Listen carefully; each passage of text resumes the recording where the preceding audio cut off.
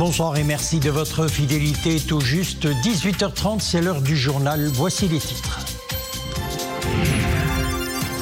L'initiative nationale pour le développement humain souffle aujourd'hui sa 19e bougie, l'occasion de rappeler les fondements et les valeurs de ce chantier de règne. Nous irons à Tarfaya pour vous montrer comment l'INDH insuffle une forte dynamique de développement socio-économique dans la région. Marrakech accueille la 21e édition du congrès de l'Association marocaine de chirurgie plastique reconstructrice et esthétique. Plus de 80 experts de différents horizons ont pu échanger sur les dernières avancées dans cette spécialité qui a le vent en poupe à l'heure où l'apparence physique est de plus en plus primordiale dans la société d'aujourd'hui. Et enfin, nous marquerons une escale à Montréal où le Made in Morocco était à l'honneur au Salon international de l'alimentation du Canada. 18 exportateurs marocains ont mis en valeur leurs produits dans plusieurs filières. L'événement est l'occasion pour le Maroc de renforcer son positionnement sur le marché nord-américain. Avant de développer ces titres, ce message royal de condoléances et de compassion aux membres de la famille de l'artiste El Haj Ahmed Pirou, décédé dans la nuit de mercredi à jeudi à Rabat. Le souverain affirme apprendre avec profonde affliction la nouvelle du décès du grand artiste Haj Ahmed Pirou, implorant le Tout-Puissant de l'accueillir dans son vaste paradis parmi les vertueux. En cette dure épreuve, la volonté divine étant imparable, Sa Majesté le Roi exprime aux membres de la famille du défunt et à travers eux à ses proches, à sa famille artistique et à l'ensemble de ses amis et admirateurs, ses vives condoléances et ses sincères sentiments de compassion suite à la disparition de l'un des pionniers de la musique carnatique dans notre pays, ayant contribué durant des décennies à la préservation de l'authenticité du patrimoine musical andalou marocain et à sa promotion. Sa Majesté le Roi implore le Très-Haut de rétribuer amplement le défunt pour ses contributions artistiques et ses bonnes actions, de l'entourer de sa sainte miséricorde et d'accorder patience et réconfort aux membres de sa famille. L'INDH souffle sa 19e bougie. Une cérémonie marquant cette cérémonie a été organisée aujourd'hui à Al-Hoceima, l'occasion de faire le point sur les réalisations de l'initiative dans sa 3e phase et d'aborder des questions cruciales liées au développement humain au Maroc. Cette cérémonie placée sous le slogan « Les 1000 premiers jours, fondement de l'avenir de nos enfants » s'est déroulée en présence du Wali coordinateur national de l'INDH, Mohamed Derdouri, du gouverneur de la province d'El Hoceima, de représentants d'instances nationales et internationales et d'élus. Elle a été l'occasion de mettre en lumière les réalisations de l'INDH dans le cadre de sa 3e phase et d'aborder des questions cruciales liées au développement humain au Maroc, notamment à la question du développement de la petite enfance. S'exprimant à cette occasion, M. Derdouri a souligné que l'INDH, dans sa 3e phase, est devenu un partenaire clé dans la mise en œuvre des politiques sociales et une marque institutionnelle prestigieuse reconnue à l'échelle nationale et internationale, affirmant que les réalisations obtenues sont le fruit de sa gouvernance tripartite basée sur la gestion axée sur les résultats et la présence territoriale inclusive de toutes les forces vives.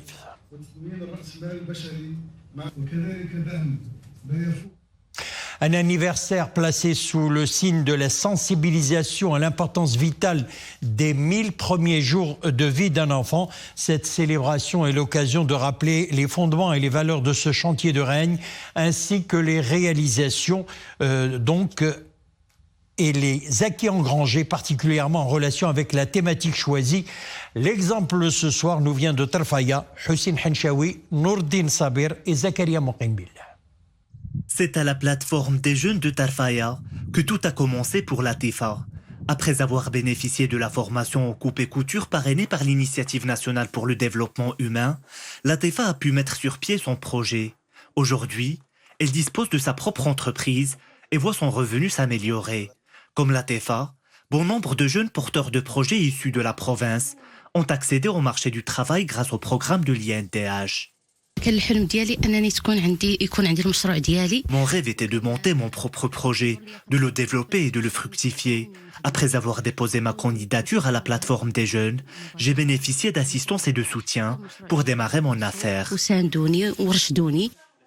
Autre exemple des réalisations de l'INDH, ce centre de santé qui a pour objectif d'améliorer les indicateurs de la santé natale et de suivre la situation de la femme et de l'enfant.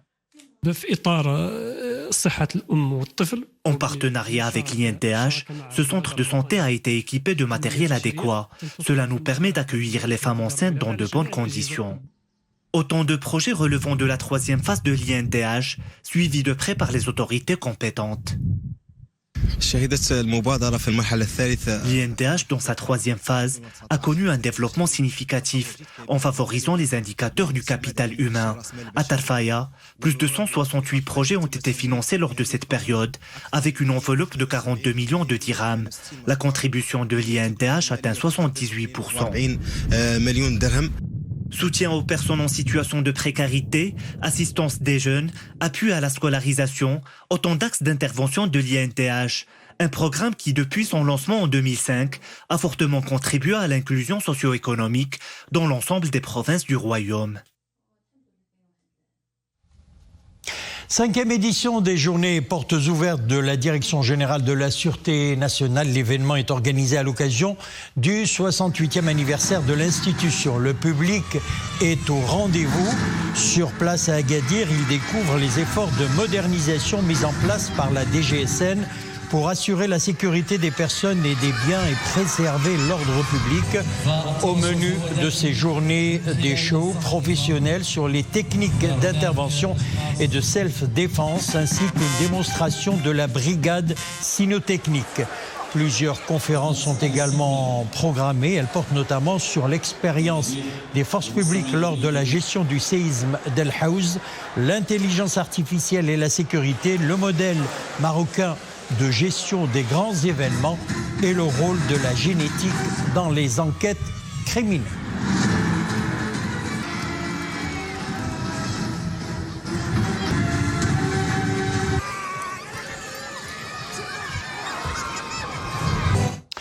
Marrakech abrite la 21e édition du congrès de l'Association marocaine de chirurgie plastique reconstructrice et esthétique qui coïncide cette année avec le 6e congrès panarabe de la chirurgie esthétique et brûlée. Plus de 80 experts de différents horizons ont pris part à cet événement pour échanger sur les dernières avancées dans cette spécialité devenue très sollicitée à l'heure où l'apparence physique a de plus en plus d'importance dans la société d'aujourd'hui. Amina Allam, Mohamed Hassan Meskour avec Maria Aouad. Ils sont venus du monde entier pour débattre, échanger et comprendre comment améliorer la chirurgie reconstructrice, notamment en matière de malformations congénitales et de chirurgie tumorale. Une rencontre très appréciée par les médecins marocains qui profitent de cette occasion pour parfaire leurs connaissances, notamment auprès des spécialistes américains, dont la renommée mondiale n'est plus à faire. Ce congrès réunit les meilleurs chirurgiens esthétiques du monde. Beaucoup vont intervenir et nous proposer un regard différent sur la chirurgie plastique et réparatrice. Il y aura beaucoup d'échanges et de débats. Chacun pourra apprendre de l'autre. C'est une immense opportunité que celle d'échanger nos expertises médicales avec des chirurgiens et des plasticiens de renommée mondiale. Nous apprenons beaucoup des Américains car ils utilisent des technologies de pointe.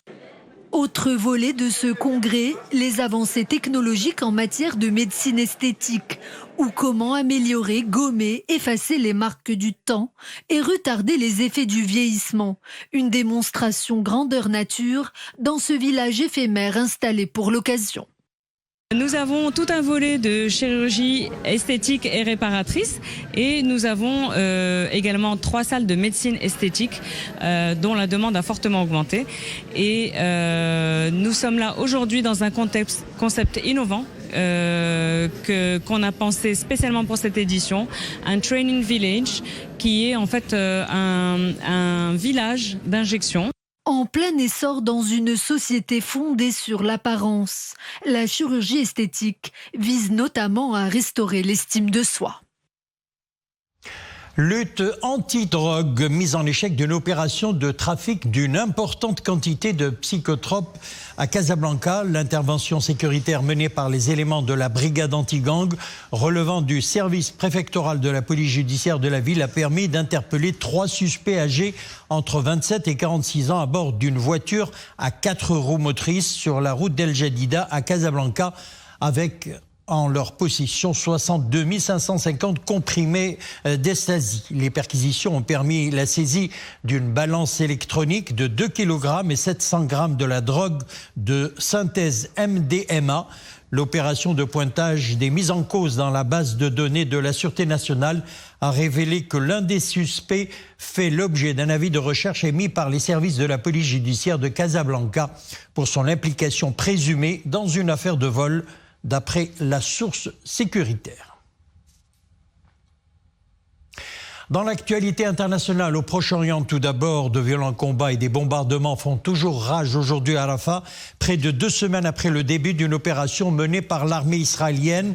Une frappe a fait 2 morts dans un camp de déplacés. Et à Jénine, un chef local de la branche armée du djihad islamique dans le nord de la Cisjordanie occupée a été tué dans une frappe israélienne. Les brigades d'Al-Quds, branche armée du djihad palestinien, ont confirmé la mort de leur commandant. 35 386 personnes, essentiellement des civils, ont été tuées depuis le début de l'offensive israélienne selon des données du ministère de la Santé du gouvernement de Rza dirigé par le Hamas. Et au chapitre des inondations, le nord de l'Europe sous les eaux, Belgique, France, Pays-Bas et Allemagne ont enregistré des pluies torrentielles ces dernières 24 heures. Et ici en image, la région de la Sarre en Allemagne, frontière de la France et du Luxembourg, est la plus touchée dans le pays par les crues de plusieurs cours d'eau à la suite de pluies torrentielles. La région n'avait pas connu de telles inondations depuis une trentaine d'années. 850 pompiers et membres de la protection civile, appuyés par plusieurs milliers de bénévoles, sont mobilisés pour nettoyer les rues et vider les caves inondées. En juillet 2021, l'Allemagne avait connu de terribles inondations dans le sud-ouest du pays, notamment dans la vallée de la rivière Aar, qui avait fait 183 morts. L'ouest de l'Afghanistan est également frappé par de fortes inondations. 50 personnes sont mortes suite donc à ces fortes crues. Quelques 2000 habitations ont été détruites. Ces terribles inondations ont également tué des milliers de têtes de bétail, détruit des centaines d'hectares de terres agricoles, des centaines de ponts et des milliers d'arbres. Ces nouvelles crues surviennent alors que plus de 300 personnes ont péri dans de violentes intempéries en fin de semaine dernière dans le nord du pays.